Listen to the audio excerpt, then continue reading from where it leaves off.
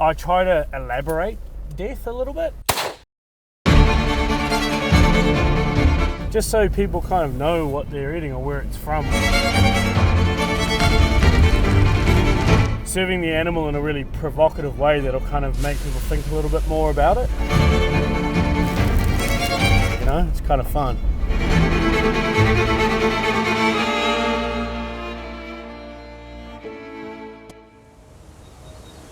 Welcome to Amisfield, Queenstown, New Zealand.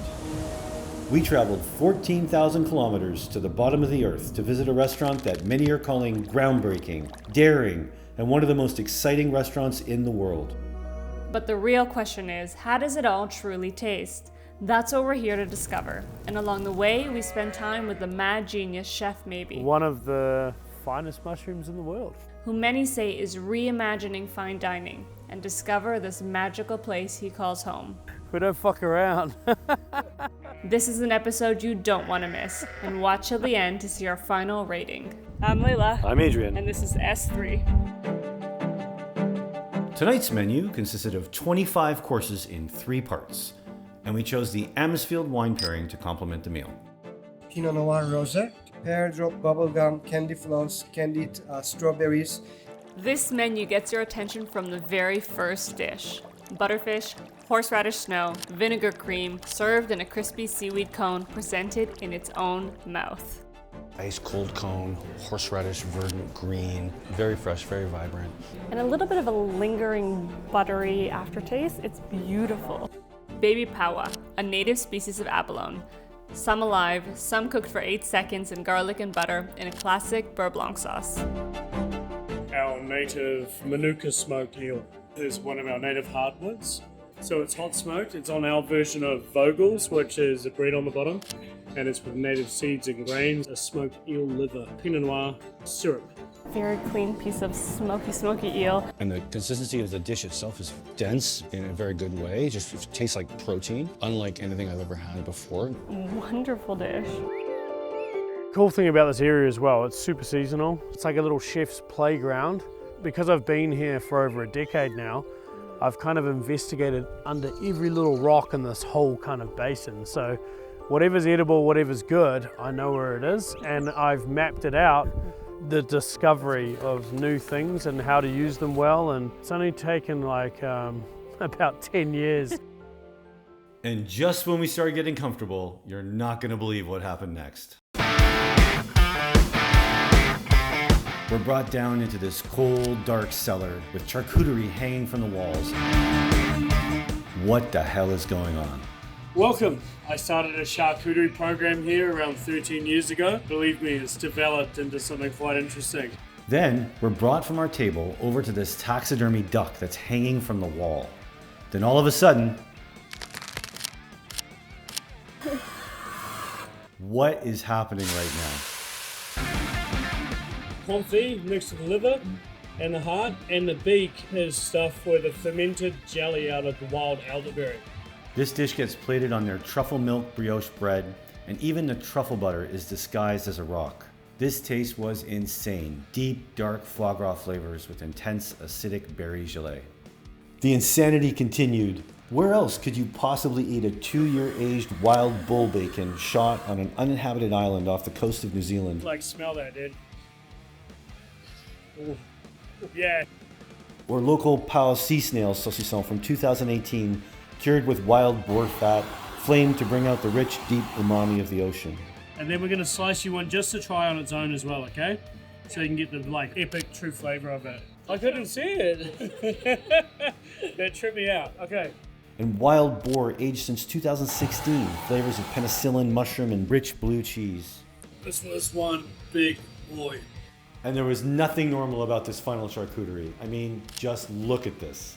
The wild putangi. It's what we call the flying salami. It's a duck that's stuffed with 3 or 4 of his mates. As hard as it is to believe, this is a duck salami that's then been taxidermied and put back into its original flying shape. There isn't a single bite that has been normal, a cliche, done before. Every single bite has been unique to this restaurant. they found a new crab, and I said I'd love to try it, but I didn't realise they were going to deliver the Kraken. Delivers them to us in the kitchen, all in a box. We're like, when they first turned up, we're all like, what the hell, man? Vaughan let this monster speak for itself. Gently poached, served in its own crab shell broth. No seasoning, no butter, no salt. Incredibly dense in texture, unlike any crab we've ever tasted. So kaffir lime and lemongrass will be the main things, but of course you may pick some like creamy, buttery aftertaste. We were actually a little scared to eat this next dish. I mean, look at it. There are 100 real fish eyes staring right at you. Luckily, we got a soft introduction to whitebait the night prior at Vaughan's house for dinner, a traditional dish done Vaughan style. Thick piece of white bread, a thicker slab of butter, and the world's biggest whitebait fritter. So this is a New Zealand dish. 100%. It's only available in New Zealand, this endemic quality of whitebait. Yeah. And all Kiwis will tell you this is the best thing in the fucking world. Amisfield's elegant rendition of this local treasure sits on top of wild-caught butterfish in an acidic and velvety champagne reduction sauce. Warning, the next 30 seconds of this video contains graphic imagery. You have to see what comes next, because this is the part of the meal where things get really weird.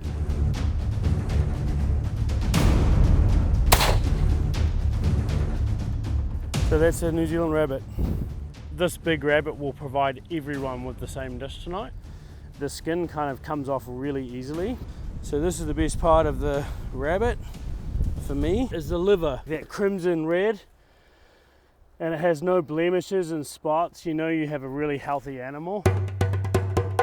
And this is rabbit, a leaf that we made from last season's raspberries, stuffed with slow cooked rabbit and parts of the liver. This is an awesome little snack of half of the rabbit's heart and the kidney on top of its own parfait. These next two dishes really pushed the boundaries and tested the limits of what we were willing to eat. A little freaked out, to be honest. This is duck foot. All the bones and tendons carefully dissected, dehydrated, then reconstituted in its own dry-aged fat, then stuffed with duck liver parfait. Yeah, you heard that right. Oddly enough, Oh, fucking good. this is heart. From a wild TT mutton bird with cured venison back fat. Heart? I don't think I'm there yet. It just tastes like heart. We're back from the outdoor course. It's really nice to get a break, go outside, fresh air, smell some smoke, see the fire. Special breed here in New Zealand. It's like a cross between a boar and a pig. You end up with this really beautiful flavor. We cook it out here for the entire duration of the cook, about 10 hours total. Shoulder, and then the cheek. Applesauce, we're making apples again in Arrowtown, just down the road. We're then garnishing with pickled rhubarb and nasturtium leaves. Skin was thick, but crispy. So it had a density to it that was quite unusual, very pleasing, and incredibly flavorful. Flagship premium wine stands for Raquinol Vineyard. Super plush, good amount of acidity coming from. Very warm vintage, 2018. Oh yeah, you'll get some crazy footage right now. Get ready for it. They're just kind of like a gentle flavor. They're not like super fatty, and they just have a really clean flavor on the tongue. You know, they are very, very cute, but it kind of matches how delicious they are as well at the same time. This one's curious. Someone wants to get on YouTube. You're gonna get famous, Clara.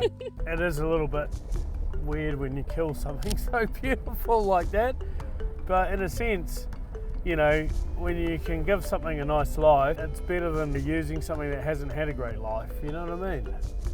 And I think as I get a little bit older, I get a little bit softer as well.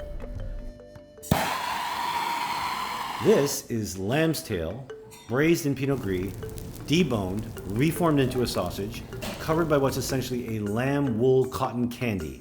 Flaming the wool melts the sugar and caramelizes the sausage, which is added to a taco with thick cultured butter and what looks like a pound of truffle. Mind blown.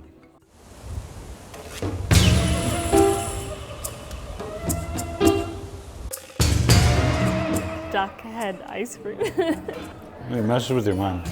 Duck liver ice cream, so a bit of bitterness, a bit of sweetness. chocolate made from flaxseed. It was quite thick. It was, again, sweet, beautifully textured.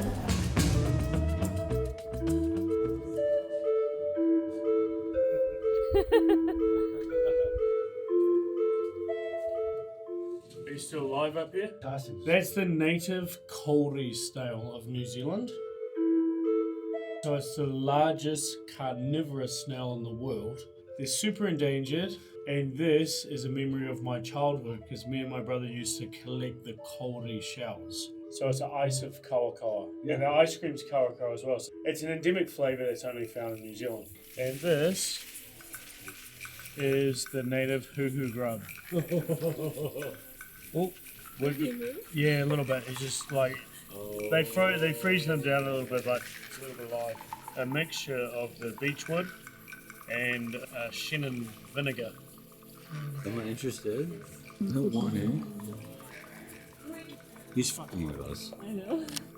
This is a spiker deer. So we're the only people in the world that milk deer. People always say, but how do you milk deer? And I say, well, how do you milk a cow or a goat? This sauce is served hot, and it's going to temper your ice cream. The wild thyme, clove, manuka, all things that deers actually eat. Freaks you out. Like the way he's molded this, it's very convincing. Like in real life, it looks like a bone. You have to take a moment. Honestly, it tastes like a beautiful, clean cream ice cream. An enormous thank you to Chef Vaughan maybe and the entire team at Amisfield. This will be a meal we remember for the rest of our lives. Thank you, Vaughan, for taking the time to show us your beautiful country and inviting us into your home. For more detailed descriptions and commentary on this meal, including some dishes that were not featured in the video, as well as our overall ranking, please visit our website. Based on our ranking system, Amisfield receives an S3. Thanks so much for watching, and stay tuned because we have another incredible video to share with you next.